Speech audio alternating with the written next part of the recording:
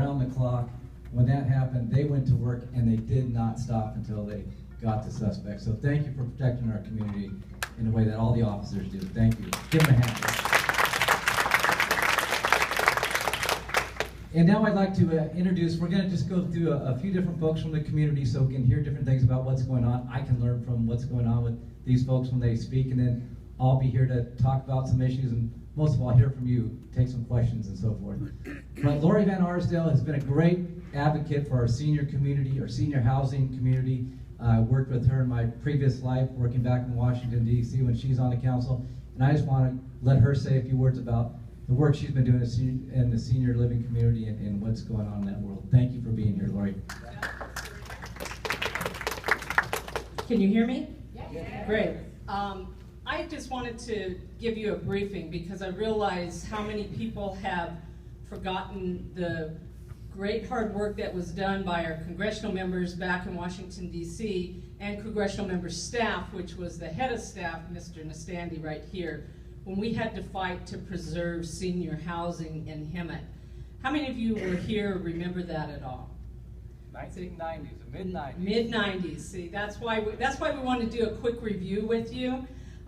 In the early 90s, I first got on the council in 92. Our senior communities were threatened with lawsuits, and they were losing their ability to be senior, not only in Hemet, but all over California and all over the country. It was a huge, huge issue that we had to face, and one of the big problems was the Federal Fair Housing Amendment had changed the law. So we worked real hard and couldn't get very far for 92 and early 93.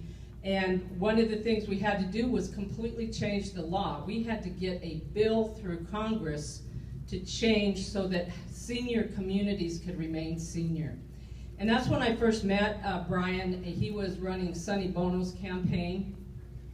We couldn't get the bill out of committee. It was really tough. We worked with 26 states across the nation.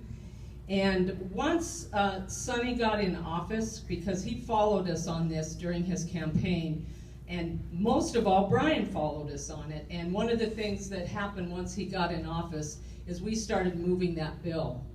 And the Housing for Older Persons Act took 3 years to get through Congress, but we couldn't have done it without Sonny. And as you know, when a staff is doing the work, it's usually them doing like all the homework for you, and we were in Washington constantly pushing it. And Brian did an excellent job getting us in touch with who we had to. But the Housing for Older Persons Act finally went through Congress in the end of '95, Christmas month. And it was an amazing bill that preserves senior housing, not just here, but throughout the United States.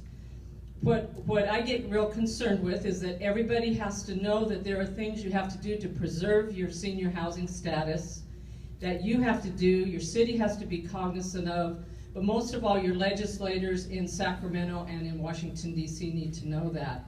Sacramento, we passed the bill 2 years later in 1997. We got a bill through, but it was unfortunate. We only got it through for Riverside County. So what most people don't know is that your housing for senior communities is better protected in Riverside County than it is for the rest of the state. And we've kind of been under the radar with that, but I think it's really important for you guys to remember that. And again, it's important for our legislators to know this and to be cognizant and be aware. And just want to say thank you, Brian, for all the work you did before and for all the work you're going to keep doing for seniors. Thank you for what you did, Lori. Very, very much. And Joel Bergenfield, if you don't mind, the CEO of Hemet Hospital, as you know, has gone through changes in the last couple of years. And I appreciate you coming here, willing to just give us a few minutes update on what you see at the hospital, what you hear, and thank you so much. I hear good things, by the way, so I'm happy for the good work. We're trying. This is actually my 5th year in Hemet, which is kind of unusual, and Hemet's had so much turnover. And